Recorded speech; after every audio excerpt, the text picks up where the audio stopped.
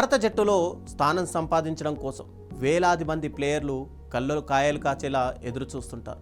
ఏళ్ల తరబడి డొమెస్టిక్ క్రికెట్లో సత్తా చాటుతున్న ప్లేయర్లు టీమిండియా జెర్సీ ధరించాలని చెప్పి కలలు కూడా కంటుంటారు. 30 ఏళ్ళు దాటిన తర్వాత వాళ్ళ ఆశలు వదిలేసుకుంటారు. భారత క్రికెట్లో ఇది సర్వసాధారణం. వీటికి భిన్నంగా ఓ ఆటగాడు భారత జట్టులో చోటు దక్కించుకున్నాడు. 33 ఏళ్ల వయసులో భారత జట్టుకు ఎంపికయ్యాడు. అందరినీ ఆశ్చర్యానికి గురిచేశాడు. క్రికెట్ ప్రపంచాన్ని తన వైపు తిప్పుకున్నాడు. ఇంతకీ ఎవరా ఆటగాడు? భారత జట్టులో లేటు వయసులో అవకాశం ఎలా దక్కించుకున్నాడు? ఈ విషయాలు తెలుసుకోవాలంటే ఈ స్టోరీ చూడాల్సిందే.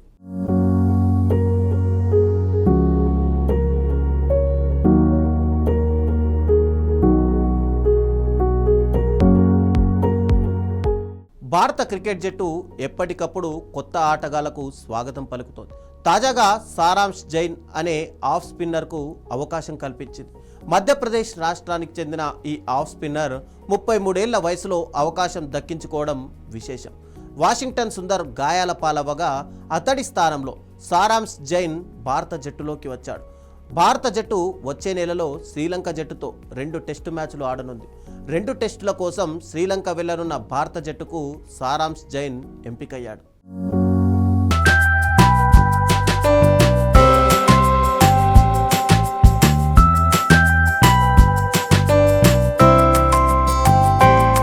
రవీంద్ర జడేజా, కుల్దీప్ యాదవ్, మానవ్ సుతార్లతో పాటు సారాంశ్ జైన్ కూడా భారత జట్టుకు ఎంపికయ్యారు.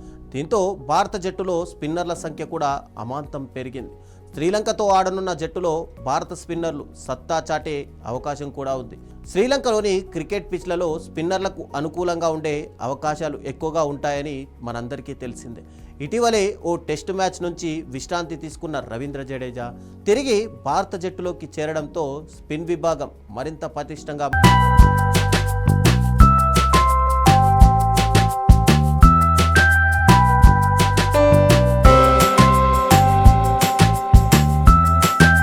సారాంశ్ జైన్ మధ్యప్రదేశ్ క్రికెట్ సర్కిల్స్లో చాలా పాపులర్. 2021-22 సీజన్లో మధ్యప్రదేశ్ జట్టు రంజీ ట్రోఫీలో గెలవడంలో సారాంశ్ జైన్ కీలక పాత్ర పోషించాడు.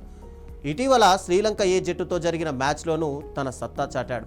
ఈ మ్యాచ్లో తొలి ఇన్నింగ్స్లో 4 వికెట్లు, రెండో ఇన్నింగ్స్లో 2 వికెట్లు పడగొట్టాడు. అదేవిధంగా బ్యాటింగ్లోనూ తన సత్తా ఏంటో చూపించాడు. 70 పరుగులు చేసి నాటౌట్గా కూడా నిలిచాడు.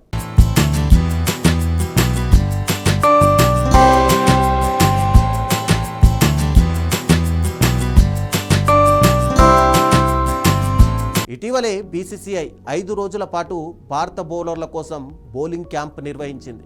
బెంగళూరులో నిర్వహించిన ఈ బౌలింగ్ క్యాంప్లో సారాంశ్ జైన్ పాల్గొన్నాడు. సీనియర్ బౌలర్ హర్భజన్ సింగ్ నుంచి విలువైన సలహాలు కూడా స్వీకరించాడు.